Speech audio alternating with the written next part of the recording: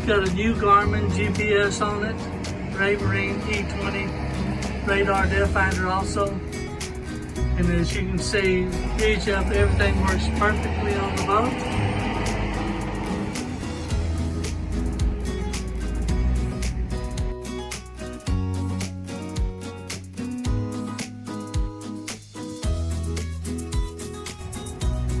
Motors have 237 hours, original hours.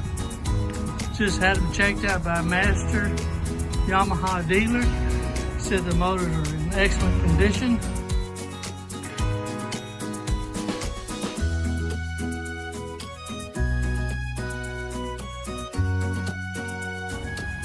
All the upholstery is in very, very good condition. Glass works in great shape.